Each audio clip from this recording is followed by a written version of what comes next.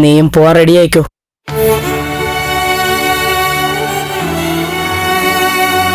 വേഗം ചെല്ല്. എടുക്കാനുള്ളതെല്ലാം എടുത്ത് റെഡിയായി നിൽക്ക്. ചെല്ല്.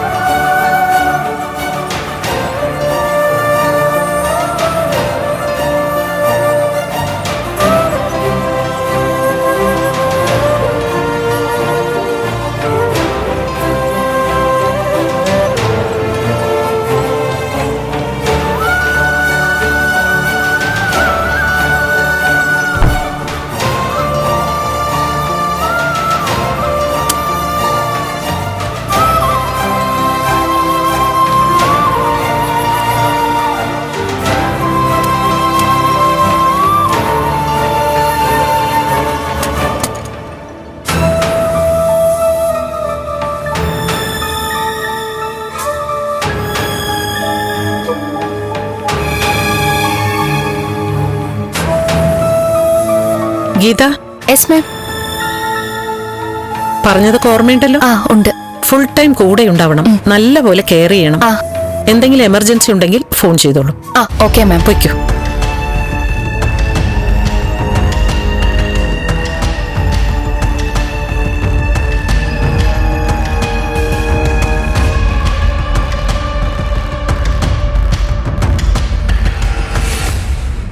രജനി, നീയും കൂടി കയറിക്കോ, ഞാൻ വന്നോളാം.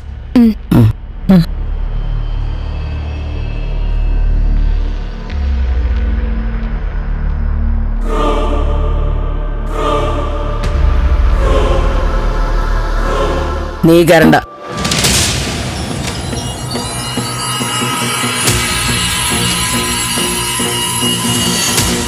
അമ്മേ, സ്ഥലമുണ്ടല്ലോ, ദേവിയെ കൂടി വരട്ടെ. വേണ്ട, ഇപ്പൊ ഇവള് വരണ്ട. ദേവികയും കൂടെ വരട്ടെ ആന്റി.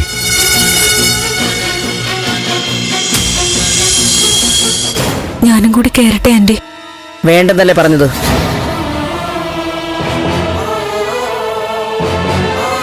ദേവിയെ കൂടി വരട്ടെ, എന്നാലല്ലേ ശരിയാകൂ. ദേവിക എന്റെ ഒപ്പം വരട്ടെ, ഞാൻ ഒറ്റയ്ക്കല്ലേ.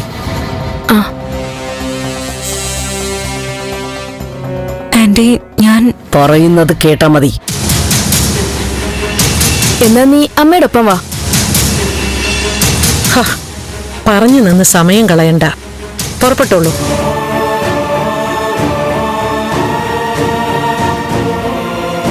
മനോജെ, മേഡം. മുകളിലത്തെ നിലയിലാണ് പേഷ്യന്റിന്റെ റൂം. ശ്രദ്ധിച്ചു വേണം കൊണ്ടുപോവാൻ. ശരി മേഡം.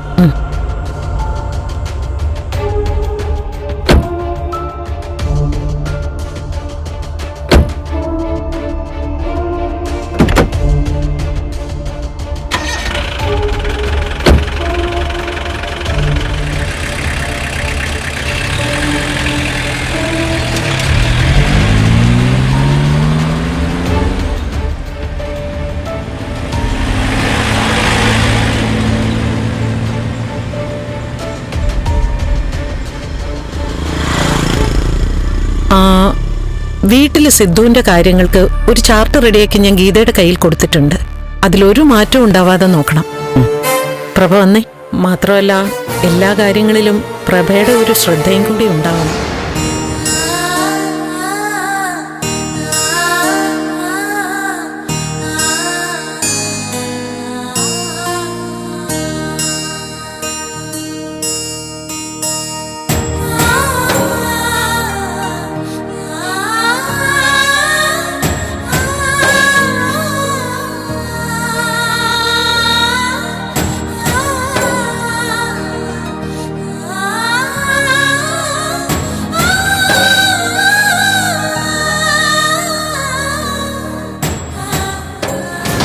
വീട്ടിൽ ചെല്ലുമ്പോ ദേവിക എന്താ കൊണ്ടുവരാതിരുന്നത് എന്ന ചോദ്യം ഉണ്ടാകും അല്ലേ? ഞാനും അത് തന്നെ ആലോചിക്കുന്നത്. ചോദ്യം ന്യായമായതുകൊണ്ട് കൃത്യമായൊരു മറുപടി വേണം. ഹോസ്പിറ്റലിൽ നിൽക്കുന്ന ബൈസ്റ്റാൻഡർക്ക് വളരെ കുറച്ച് ഉത്തരവാദിത്തങ്ങളേ ഉള്ളൂ. ഫുഡ് കൊടുക്കുക, ക്ലീൻ ചെയ്യുക, അടുത്തിരിക്കുക, അങ്ങനെയൊക്കെയല്ലേ. ബാക്കിയൊക്കെ ഹോസ്പിറ്റലിലെ സ്റ്റാഫല്ലേ ചെയ്യുന്നത്. പക്ഷേ പേഷ്യന്റിനെ വീട്ടിലേക്ക് മാറ്റുമ്പോൾ മുഴുവൻ കാര്യങ്ങളും ചെയ്യേണ്ടി വരും. ഉത്തരവാദിത്തങ്ങൾ കൂടുതലാ. പിന്നെ അതൊക്കെ ചെയ്യാൻ എക്സ്പീരിയൻസ് ഉള്ള ഒരാൾ തന്നെ വേണം. ഒരു നഴ്സ് തന്നെയാ നല്ലത്. അതുകൊണ്ട് നമ്മൾ ഗീതയെ വെച്ചു. ഓക്കെ, അങ്ങനെ പറയാം. വിളിച്ചാൽ ജാനകിയാണ് ആ സജഷൻ മുന്നോട്ട് വെച്ചതെന്ന് പറഞ്ഞേക്കണം. ആ, അത് ഞാൻ പറഞ്ഞോളാം.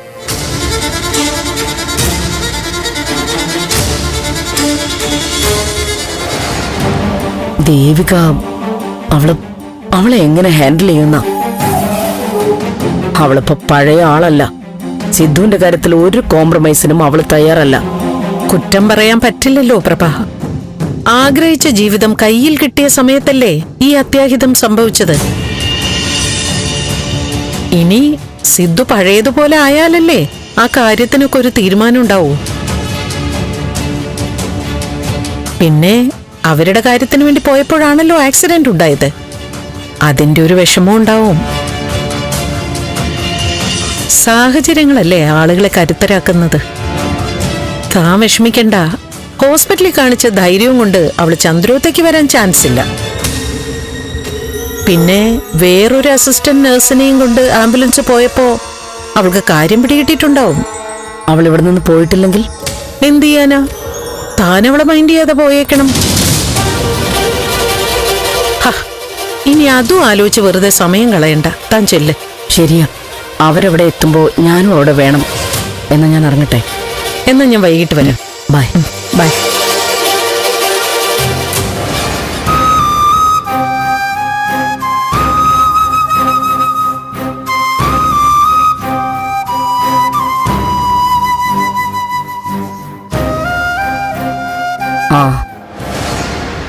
ഡിസ്ചാർജ് ആയി. ഇല്ല, ഞാൻ ഹോസ്പിറ്റലിൽ നിന്ന് ഇറങ്ങുന്നതേ ഉള്ളൂ. അതെ അതെ അതെ. ഇല്ല, വീട്ടിലേക്ക് എത്താറായിട്ടില്ല. പതുക്കെയല്ലേ പോവൂ. അതെ അതെ, ഇവിടുന്ന് ഒരു നഴ്സിനെ അറേഞ്ച് ചെയ്തിട്ടുണ്ട്. സിദ്ധുവിന് എന്തെങ്കിലും ഒരു ചേഞ്ച് ഉണ്ടാവുന്നത് വരെ ആ കുട്ടി വീട്ടിൽ നിൽക്കും. അതെ, വിശ്വസിച്ച് കൂടെ നിർത്താൻ പറ്റുന്ന ആളെയല്ലേ ജാനകി പറഞ്ഞേക്കൂ. ഇല്ല, നന്ദൻ വീട്ടിലേക്ക് പോയി റൂം റെഡിയാക്കി ഇടാൻ. ഞാൻ ഒറ്റയ്ക്കേ ഉള്ളൂ കാറിൽ. ഓക്കെ ഓക്കെ, ശരി, കാണാം.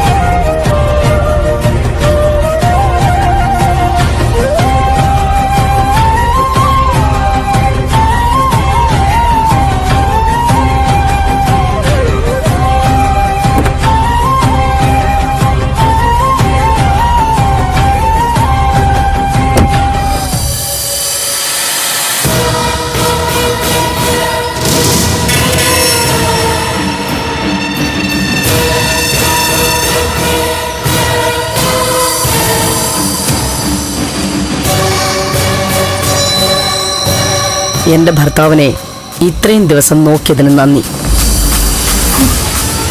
വീട്ടിൽ ഞാൻ വേറെ ആളെ അപ്പോയിന്റ് ചെയ്തു.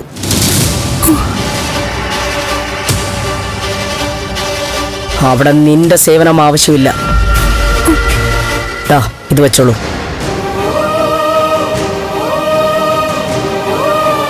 പിടിക്ക്. എനിക്ക് വേണ്ട ആന്റി. സാറിന്റെ കൂടെ ഞാൻ ഇത്രയും ദിവസം നിന്നത് പണം പ്രതീക്ഷിച്ചല്ല. നീ പ്രതീക്ഷിച്ചിട്ടില്ലായിരിക്കും. പക്ഷേ എനിക്ക് നിന്റെ ഔദാര്യമൊന്നും ആവശ്യമില്ല. വാങ്ങ്. ഇല്ല, ഇത് ഞാൻ വാങ്ങില്ല.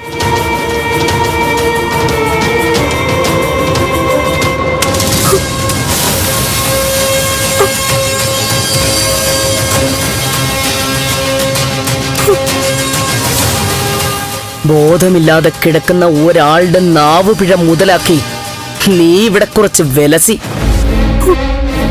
നിന്റെ മനസ്സിലിരിപ്പ് എന്തായാലും ഈ പ്രഭ ജീവിച്ചിരിക്കും വരെ അതൊന്നും നടക്കാൻ പോകുന്നില്ല. ഞാൻ അതിന് സമ്മതിക്കില്ല.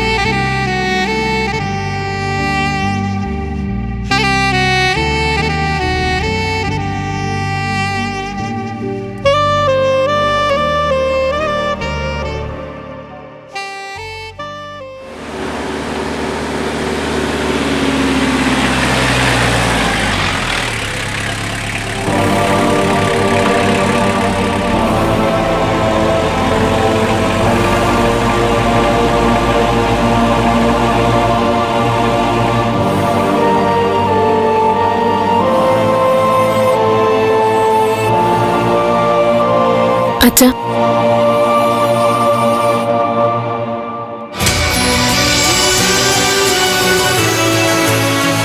അച്ഛാ, ദേ നമ്മുടെ വീടെത്തി.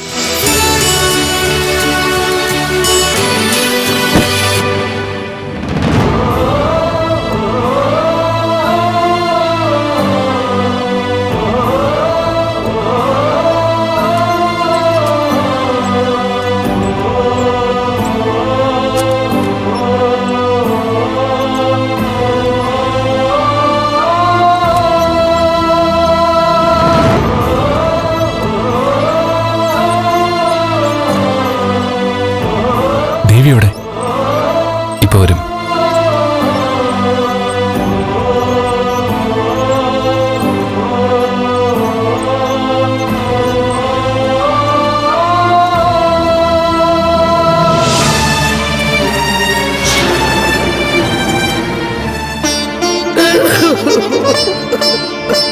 ഇങ്ങനെ കരഞ്ഞ് ബഹളം ഉണ്ടാക്കാതെ മരിച്ചു പോകുമെന്ന് കരുതിയ ആളല്ലേ, ഇങ്ങനെയെങ്കിലും തിരിച്ചു കിട്ടിയല്ലോ ഒന്ന് സമാധാനിക്കേ. ആ കിടപ്പ് കണ്ട എങ്ങനെ സമാധാനിക്കും? സഹിക്കാൻ പറ്റുന്നില്ലടി. എങ്ങനെ ഓടിച്ചാടി നടന്ന മനുഷ്യനാ. അപകടം സംഭവിച്ചില്ലെങ്കിൽ ഇപ്പൊ മന്ത്രിയാ. കേരളം മൊത്തം ഓടി നടക്കേണ്ട സമയല്ലേ. ഇനി എന്നാ അങ്ങനെ ഒന്ന് കാണാൻ പറ്റുന്നേ? തലയെടുപ്പുള്ള ഒരു നേതാവ് ആ കൂട്ടത്തിലില്ല. വൈകാതെ മുഖ്യമന്ത്രി ആവാനുള്ള ആളാ. കണ്ണു തട്ടിയതാടി. നീ ഇങ്ങനെ മോശം മാത്രം ചിന്തിക്കാതെ കുറച്ചു ദിവസത്തെ പ്രാർത്ഥനയും ചികിത്സയും കൊണ്ട് സാറ് തിരിച്ചു വരും. കേരളത്തിലുള്ള എല്ലാവരുടെയും പ്രാർത്ഥന സാറിന്റെ കൂടി ഉണ്ട്. നീ നോക്കിയോ, ഏറിപ്പോയ 6 മാസം സാറ് പഴയതുപോലെ ഇവിടെ എല്ലാം ഓടി നടക്കും. നീ വാ, ഇങ്ങോട്ട് വന്നേ, വാ.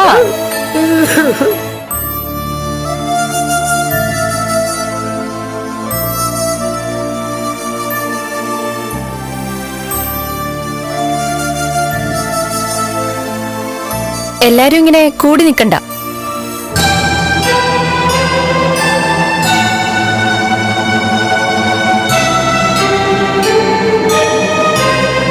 അച്ഛാ, കുടിക്കാൻ എന്തെങ്കിലും എടുക്കണോ?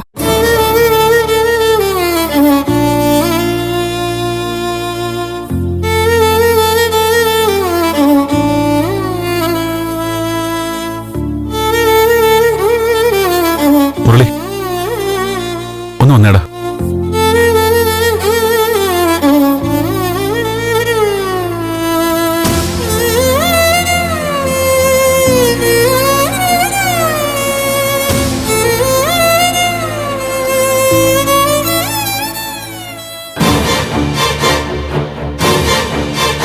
എന്താടാ? എടാ ദേവി എവിടെ? അവിടുത്തെ ആംബുലൻസ് വരായിരുന്നേ. ദേവിക്ക് ആംബുലൻസിൽ കയറാൻ തുടങ്ങിയതാ. എന്നിട്ട് ആന്റി കയറണ്ടെന്ന് പറഞ്ഞു. അതെന്താ? ആന്റി തനിച്ചല്ലേ ഉള്ളൂ, വരുമ്പോ കൂടെ കൊണ്ടുവരാന്നാ പറഞ്ഞേ. എടാ അതിലെന്തോ ഒരു അപകടം ഉണ്ടല്ലോ. എന്തപകടം? തനിച്ചു വരുമ്പോ അമ്മ ഒരിക്കലും ദേവിയെ കൂട്ടില്ല. നിനക്കങ്ങനെ തോന്നുന്നുണ്ടോ? അങ്ങനെ ചോദിച്ചാ നിന്നോട് നിൽക്കാൻ പറഞ്ഞാലും ദേവിയെ നിർത്തില്ല. അല്ല, അവിടെ അങ്ങനെ ദേവിയോട് ദേഷ്യമുള്ളതായിട്ടൊന്നും തോന്നിയില്ല. എനിക്കെന്തോ ഇതത്ര ശരിയായിട്ട് തോന്നുന്നില്ല. ദേവിക്ക് പകരുന്ന പോലെ ഒരാൾ വന്ന് ഇറങ്ങിയിട്ടുണ്ടല്ലോ ഹോസ്പിറ്റലിൽ നിന്ന്. ഏയ് അങ്ങനെയൊന്നും ചെയ്യില്ലടാ, നിനക്ക് തോന്നുന്നത്. എടാ ഞാൻ ദേവിയെ ഒന്ന് വിളിച്ചു നോക്കാം. എടാ നന്ദ വേണ്ട, ഇപ്പൊ വിളിക്കണ്ട. ദേവിക ആന്റിയുടെ കൂടെ ഉണ്ടാവും, ഫോൺ എടുക്കാൻ പറ്റില്ല. വരട്ടെ, ഇപ്പൊ തന്നെ ഇങ്ങോട്ട് എത്തുമല്ലോ. നീ ഒന്ന് ക്ഷമിക്ക്.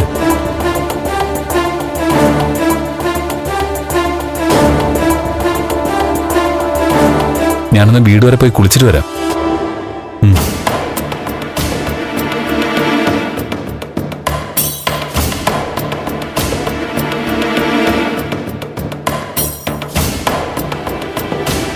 നന്ദ, ഞങ്ങളെന്ന് ഇറങ്ങിക്കോട്ടെ.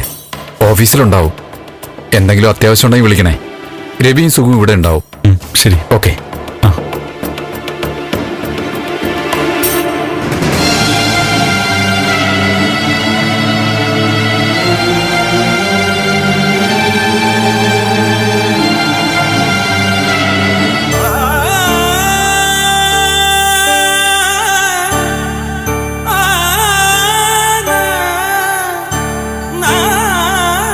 കുറച്ച് ചൂടുവെള്ളം വേണമായിരുന്നു. ഞാൻ എടുത്തിട്ട് വരാം. വേണ്ട, ഞാൻ എടുത്തോളാം, ഇരുന്നോളൂ.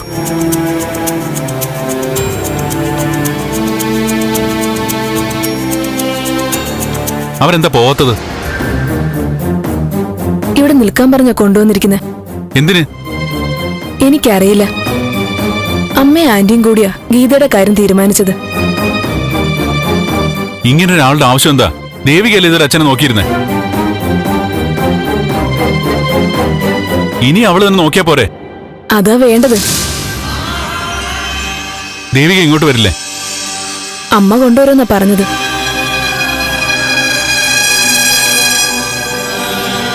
അച്ഛന്റെ കൂടെ അവള് വേണോന്നല്ലേ ഡോക്ടേഴ്സ് പറഞ്ഞിരിക്കുന്നേ. അപ്പൊ ആംബുലൻസിൽ തന്നെ കയറ്റിവിടണ്ടേ? ആരോട് ചോദിച്ചിട്ടാ ഇങ്ങനെ ഒരാളെ വെച്ചത്? അച്ഛനത് ഇഷ്ടാവില്ലെന്ന് അറിയില്ലേ? നീ എന്തിനാ എന്നോട് ദേഷ്യപ്പെടുന്നേ? അമ്മ ഇപ്പൊ വരും, നേരിട്ട് പോയി ചോദിക്കും.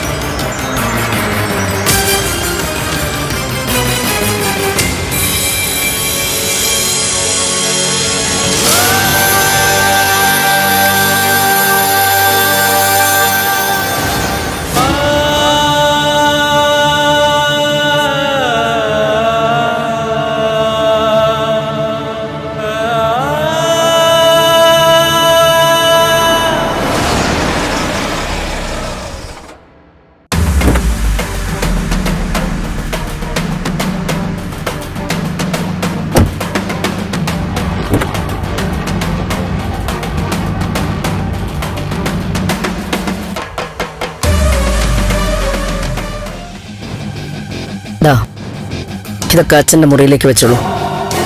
അമ്മേ, ദേവിക എവിടെ? അമ്മയുടെ കൂടെ വരുന്നല്ലേ പറഞ്ഞിരുന്നേ? ആ, ഞാനത് പറയാൻ വിട്ടു. അവളുടെ സർവീസ് ഇനി നമുക്ക് വേണ്ട. പുതിയ ഹോംനെസിനെ നീ കണ്ടില്ലേ? ഇനി അച്ഛന്റെ കാര്യങ്ങള് അവര് നോക്കിക്കോളും. ദേവിക അച്ഛന്റെ കൂടെ വേണമെന്നല്ലേ ഡോക്ടർ പറഞ്ഞത്? എന്താ അമ്മ മറന്നുപോയോ? മറന്നിട്ടല്ല, ദേവിക കുറച്ചു മുൻപ് മരണപ്പെട്ടു പോയി. അങ്ങനെ സംഭവിച്ചു എന്ന് കരുതുക, എന്തു ചെയ്യും? അവളില്ലാന്ന് വെച്ച് സിദ്ധുവിന്റെ കാര്യങ്ങളൊന്നും നടക്കാതെ പോവോ? ദേവിക ജീവനോടെ ഉള്ളതുകൊണ്ടാ, അവളോട് സംസാരിച്ചതുകൊണ്ടാ അച്ഛൻ ഇത്രയും വേഗം റിക്കവർ ആയത്. അവളുടെ പ്രസൻസ് അച്ഛന് മെഡിസിൻ പോലെയാണെന്നാ ഡോക്ടർ പറഞ്ഞത്. അതൊക്കെ അമ്മയ്ക്കും അറിയാലോ. അറിയാം. പിന്നെന്തിനാ അവളെ പറഞ്ഞു വിട്ടത്? അവൾ ഇനി ഇവിടെ വേണ്ടാന്ന് എനിക്ക് തോന്നി. എന്തിനാ അത്? അച്ഛന്റെ ഈ അവസ്ഥ എത്രയും പെട്ടെന്ന് മാറാനല്ലേ നമ്മൾ നോക്കേണ്ടത്. അച്ഛനും അത് തന്നെ ആയിരിക്കും ആഗ്രഹിക്കുന്നത്. അത് പറയാൻ വയ്യാത്തൊരവസ്ഥയിൽ ഇങ്ങനൊരു തീരുമാനം എടുത്തത് ഒട്ടും ശരിയായില്ല. മതി. ഈ വീട്ടിൽ ഈ നിമിഷം വരെ എന്റെ തീരുമാനങ്ങൾ തന്നെയാ നടന്നിരുന്നത്. ഇതുവരെ അതുകൊണ്ട് ആർക്കും ഒരു ദോഷവും ഉണ്ടായിട്ടില്ല. അതൊക്കെ അമ്മയുടെ തോന്നൽ മാത്രമാ. ദോഷം ഉണ്ടായാലൊന്നും പറയുന്നില്ലെന്ന് പറയുന്നാവും ശരി. നന്ദ, നീ വല്ലാതെ അതിര് കിടക്കുന്നു. എന്നെ പറഞ്ഞു തിരുത്താൻ മാത്രം വളർന്നോ നീ? അമ്മ എന്തിനാ ഈ കാര്യത്തിൽ ഇത്ര വാശി പിടിക്കുന്നേ? ഇതിനു മുമ്പ് എന്തെങ്കിലും ഒരു കാര്യത്തിന് ഞാൻ അമ്മയോട് ഇങ്ങനെ സംസാരിച്ചിട്ടുണ്ടോ? അച്ഛന്റെ കാര്യം ആയതുകൊണ്ട് മാത്രമാ. അമ്മയ്ക്ക് അച്ഛന്റെ ജീവനാണോ അതോ അമ്മയുടെ വാശിയാണോ വലുത്? നിർത്തടാ. Mind your words. നിന്റെ അച്ഛനെ ഈ ലോകത്ത് ആരെക്കാളും നന്നായിട്ട് നോക്കാൻ എനിക്കറിയാം. അവള് കൂടെ ഇല്ല എന്ന് വെച്ച് ഒരു കുറവും സിദ്ധുവിന് ഇവിടെ ഉണ്ടാവില്ല. നീ എന്തിനാ അവളുടെ കാര്യത്തിൽ ഇങ്ങനെ വാശി പിടിക്കുന്നത്? എന്താ അതിന്റെ കാരണം? അവളുടെ കാര്യമല്ല, അച്ഛന്റെ കാര്യം ഞാൻ പറഞ്ഞത്. അച്ഛൻ ഇഷ്ടപ്പെടുന്ന, അച്ഛന്റെ മനസ്സറിയാവുന്ന ഒരാളെ വേണം ഈ അവസ്ഥയിൽ അച്ഛൻ്റെ കൂടെ നിർത്താൻ. അച്ഛന് ഇഷ്ടപ്പെട്ട അച്ഛന്റെ മനസ്സ് വർഷങ്ങളായി അറിയാവുന്ന ആളാണ് ഞാൻ. നിന്റെ അച്ഛന്റെ കൂടെ സദാസമയവും ഞാൻ ഇവിടെ ഉണ്ടാവും. പ്രശ്നം തീർന്നില്ലേ? അവള് ജോലി ചെയ്തതിന് അർഹിക്കുന്നതിന്റെ 10 ഇരട്ടി കൊടുത്തിട്ട് ഞാൻ അവളെ പിരിച്ചുവിട്ടു. അവള് മംഗലശ്ശേരിക്ക് പോയി. ദേവികയുടെ വിഷയം ഇവിടെ തീർന്നു. അമ്മേ, ഇനി മേലിൽ അതേക്കുറിച്ചൊരു സംസാരം ഇവിടെ കേൾക്കരുത്.